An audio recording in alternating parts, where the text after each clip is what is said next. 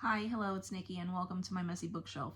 Today I'm here to share my weekly reading wrap-up for actually the last 2 weeks because life was lifing and all the end of the school year stuff was happening. So I did not read a whole lot, but I did finish something. I guess I did read a lot. I did finish a chunk or so.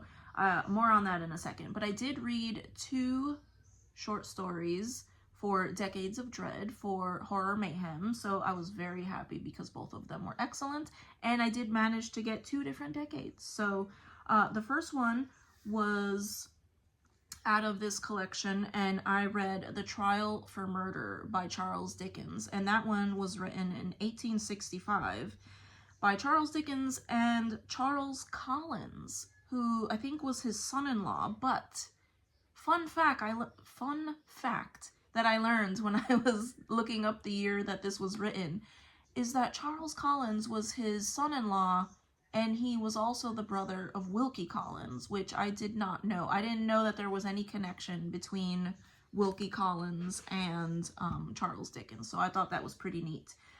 It was a supernatural short story about a trial for murder, as the title says.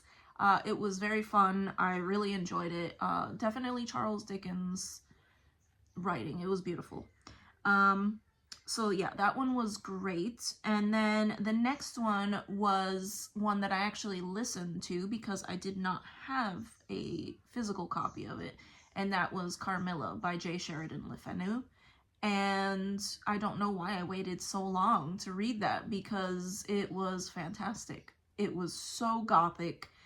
And I did not realize what it was about when I started. So a genre that I really enjoy. So really loved that one. I mean, I guess maybe I'm the only one that didn't know what it had to deal with, like what type of supernatural beings we had to deal with. But I don't know if that's a spoiler or not, but I will say that it satisfied me the same way that Dracula did. So I really, really enjoyed that. That was fantastic. The next thing, so I'll get to the stuff I did not finish. I read another chapter in Mayflower, which I am still loving. I was just busy doing other things. So I did read a chapter in this, but I am still not very far along in this book. And this, again, is the story of the people who migrated to America from England on the Mayflower, of course, and how their group was formed. The Puritans that were in their group formed the bulk of it, and then the others called the Strangers. So there were a lot of interesting little tidbits that I did learn from that chapter that I read.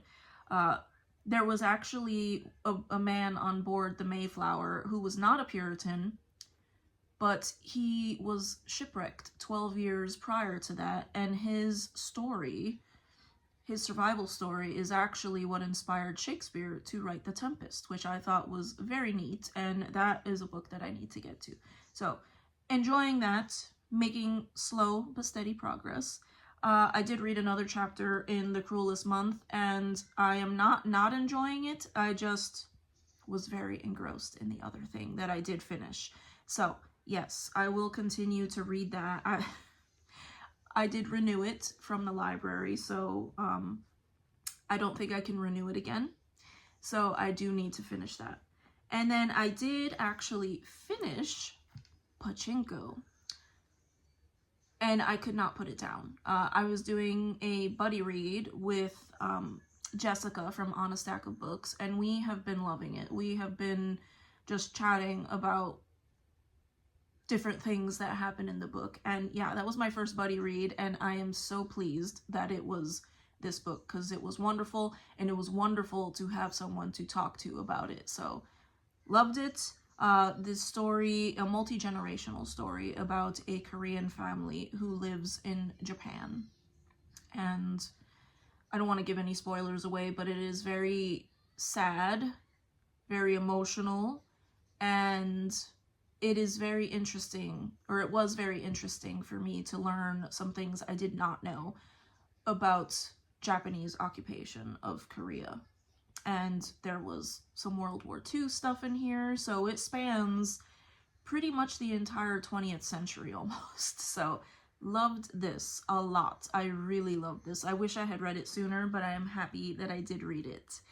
But yeah, like I said, life has been busy, and I also we're actually getting on a flight in a few hours, so I am still struggling to figure out what I am going to read next, because I need to figure out which books I am going to pack. So I think I will share those, because maybe you guys can help me decide. Well, I guess you guys won't see this before I'm on the plane, but I have a stack here of books that I am considering packing. So my carry-on is still waiting for these books. But yes, I am traveling for my son's graduation and trying to figure out what to read on the plane and while we are there at the pool. So I have Project Hail Mary. I like to pack things that are very easy to read, very easy, I guess page turning would be the term I would use. So page turning, very fast-paced books. So Project Hail Mary. I have a thriller. I guess this is a psychological thriller. Then She Was Gone by Lisa Jewell. So I believe this one is about a woman whose daughter had gone missing. Not too sure what it's about. Then we have Station 11. I like to read a good dystopian or a thriller on the plane. Station 11 by Emily St. John Mandel. I had picked it up a long time ago and didn't finish it. I wasn't in the mood. But yeah, we shall see. I think I'm like the last person who has not read this book. So Station 11. I also have Sunrise on the Reaping by Suzanne Collins, which is a Hunger Games novel. I still love those books. And this is a prequel story. And then I have The Song of Achilles. I might save this one for June. Yeah, I think I will save this one for June for the historical fiction event that's going on. So yes, I'm going to put that to the side. Narrowing down my choices. And then the last one I have here is Remarkably Bright Creatures, which I really want to get to. I just don't know if it is going to be fast-paced enough to keep my attention with all the stress of traveling, because I get super stressed and anxious. But still in my pile here. So I will decide, and I will share what I took with me on my trip and what I ended up reading. But yeah, I thank you so much if you made it to the end of this video, and I hope to see you in the next one. Take care. Bye.